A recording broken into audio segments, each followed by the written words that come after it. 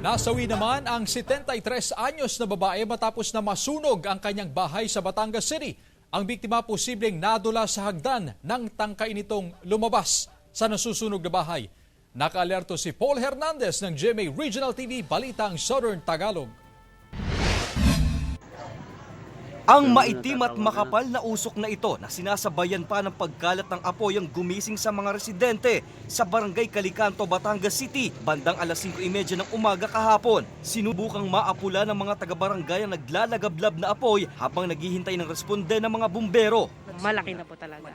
Based po sa initial na ano po namin, dito po sa taas po nagsimula, unang bahay na ito.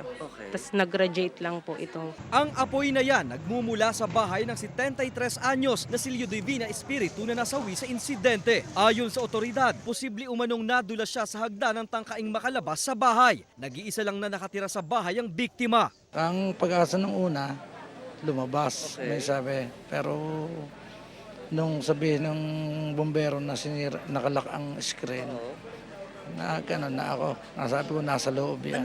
May possible na fracture po kasi siya dito nung makita namin, nung nakasubsob po. Isa sa tinitingnang dahilan ng sunog ang naiwang nakasinding kandila sa mini altar ng biktima sa loob ng bahay. Nadamay rin sa sunog ang katabi nitong abandonadong bahay. May altar kasi kami sa taas. Nagsisindi siya. Baka natumba yung kandila. Pasado alas 6 na ng umaga nang tuluyang naapula ang apoy. Nagpapatuloy ang investigasyon para malaman ang kabuang danyos sa insidente at tunay na sanhi ng sunog.